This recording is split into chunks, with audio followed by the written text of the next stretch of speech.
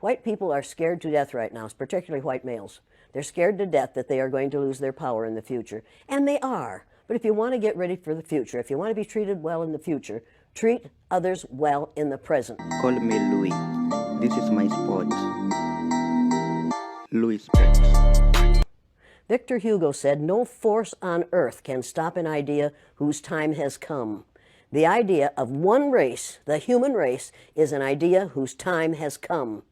We are not going to be able to stop it no matter what they do. They can elect Trump after Trump after Trump, and that will not stop the idea that there's only one race on the face of the earth. It's the human race, and we are all members of it. You and I are cousins. Now, if you don't like being my cousin, that's too bad for you. But we are all in the same family. We are members of the family of man. You say that all whites are racist. Can you expound on that, please? Any white person who was born, raised, and schooled in the United States of America, if you aren't a racist, you're a miracle. Either that or you decided to educate yourself. Because education in this country is about white is right, brown's all right, black's got to stand back. Yellow's mellow, but whites, we educate in a way that says that white males have done all the adventures, have made all the adventures, have done all the discovering, have made all, everything that is good and has been accomplished according to social studies, which is actually anti-social studies, by white males. It's a lie. But we do that in order to maintain the myth of white superiority. The myth of race has to be maintained at all costs in this country. Because if white people have to give up the color of their skin as being something that makes them perfect, what do they have left? If we start teaching the truth about history, if we start teaching about Nile Valley contributions to civilization, it will totally change the way we conduct ourselves in the classroom. It will have to. Columbus didn't discover America. You can't discover a place where people are already living. But we celebrate that every October. It's a lie. We need to get over, we need to stop telling the myths and start telling the truth. Most people will say, I'm not racist. I'm not a racist. Why, some of my best friends are black. Right. Yeah, and then you say, name one. Or this one, I don't see color. And when some woman says to me, I don't see color, I say, I knew that if you saw color, you wouldn't dye your hair that way.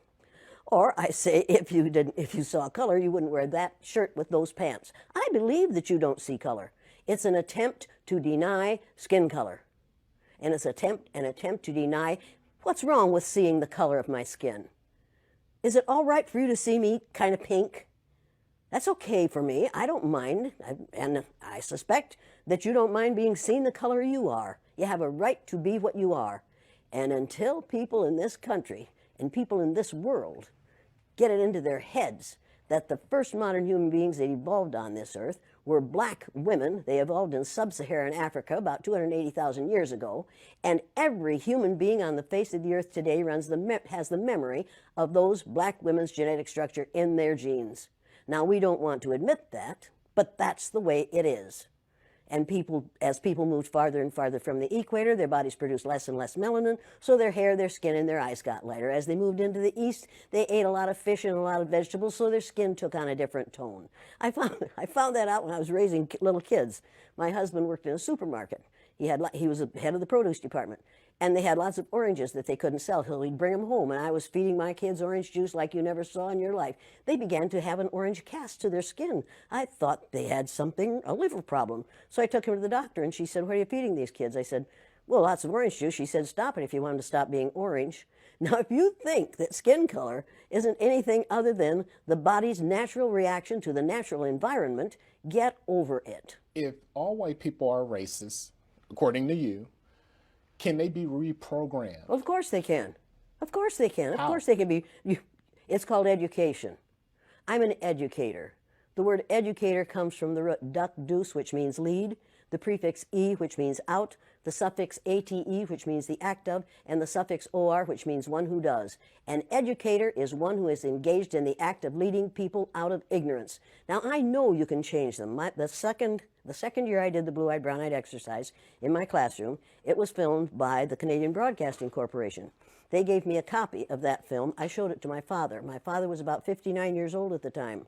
He's been a farmer all his life. He raised six kids, lost one, raised six. Watch that film as a 59-year-old man. When it was over, he stood up And with tears in his eyes, he took his red handkerchief out of the back pocket of his overalls, his bib overalls, and said, "I wish somebody had taught me that when I was 9 years old." Nobody had dare say to me, "This doesn't work. This is too harsh. This isn't necessary. You can't teach an old dog new tricks," because they're wrong. You can teach an old dog new tricks. You can teach people to give up the myth of racism. Somebody taught the Greeks to give up the myth that the sun was a god in a golden chariot that went across the sky every morning. They believed that for hundreds of years. We have believed the myth of 3 or 4 races, different races in this country, for long enough. There's no such thing as reverse racism. You can only be a racist if you have the power to institutionalize what you're doing to people who are different from you. What we're calling reverse racism is natural reaction to being treated unfairly on the basis of somebody else's ignorance. Now, don't ever let anybody say to you or about anyone around you that people don't like that person because of the color of their skin. That isn't the reason white people don't like people of color. They don't like people of color because they don't understand about skin color.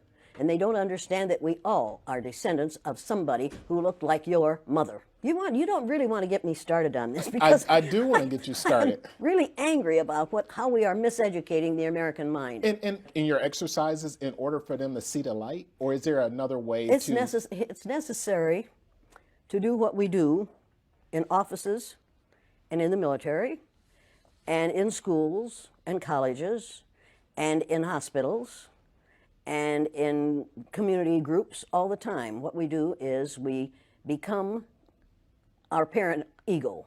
We go into our parent ego state, and that forces all those we're working with into their child ego state. And if you watch our present so-called president, he spends most of his time either in his child or his parent ego state. He never gets into his adult ego state unless he's reading off the teleprompter. And he is such a poor reader that oftentimes he makes mistakes, and then he is instantly in his child ego state right in front of your very eyes. It's absolutely fascinating to watch it happen. God created human beings, the human race, and they started out black women. White people created racism. Human beings created racism. It's time to get over it. A lot of people have criticized former President Obama was not speaking out on race enough. Do you think he failed in that? What if he had spoken out enough on race? Imagine what would have happened to him. The man is still alive. Do you remember Dr. Martin Luther King Jr.? Do you remember Malcolm X? Do you remember all those people have been killed not because of the color of their skin, but because of the fear of white people that someone who isn't white is going to look better, sound better, act better, do better than they do? Mr. Obama was the president of all of us. He wasn't just the president of black people. He was the president of all of us. The man who's there now is and claims to be the president of the people who look like him. When he says, "Make America great again," what he's really saying is, "Make America hate again." You need to realize that it is not the intent of white people to let this situation change in favor of anyone but themselves. And right now, white people are really frightened. If you don't understand the destruction of Planned Parenthood offices, and you don't understand the wall that we're going to build on the southern border of the United States, you haven't read the book, The Birth Dearth by Ben Wattenberg. Ben Wattenberg was a brilliant Jewish man who was a member of the American Enterprise Institute, and he wrote a book, the first paragraph of which says, "The main problem confronting the United States today is there aren't enough white babies being born in this country." He was an advisor to presidents of the United States. He wrote the book in 1987. He says if we don't change this and change it rapidly, white people will lose their numerical majority in this country, and this will no longer be a white man's land. Now, I'm not misrepresenting this. I'm telling you almost exactly what he says. He says there are 3 things we can do to solve this. Number 1, we could pay women to have babies, as they have been doing in Western European nations for years. Then he says, and these are his words, not mine, "Unfortunately, we would have to pay women of all colors to have babies, so we don't want to do that." He says the second thing we could do is increase the number of legal immigrants that are allowed into this country every year. Then once again he says, unfortunately, the vast majority of those wanting to come to this country today are people of color, so we don't want to do that. The third thing he says, and white women had better pay attention to this, 60% of the fetuses that are aborted every year are white. If we could keep that 60% alive, that would solve our birth dearth. Does that sound like racism to you? And if it doesn't, I want to know why it doesn't. If it doesn't, you don't understand what racism is. And I think it does. When we close Planned Parenthood clinics because we think they're there only for abortion, we need to take another look. They are used for many, many, many things, and many women need the things that they can get from Planned Parenthood clinics. But we are willing to do away with all that good to avoid allowing white women to have control of their own bodies. White people are scared to death right now, particularly white males. They're scared to death that they are going to lose their power in the future. And they are. But if you want to get ready for the future, if you want to be treated well in the future, treat others well in the present. What we do in the present constructs the future. What we have done in the past, we can learn from that. And we'd better learn from that. Those who forget the mistakes of the past are doomed to repeat them. And when you read this book, you'll realize that that's exactly what we're doing. We're repeating the mistakes that we have made in the past because we aren't teaching about these mistakes in the present. We are not teaching history that is true. We aren't teaching social studies that is true. We aren't even teaching true geography, for God's sake. You want to talk about forgiveness? You want to talk about changing this thing? I cannot understand how Japanese people can stand the sight of any of us, and yet they do.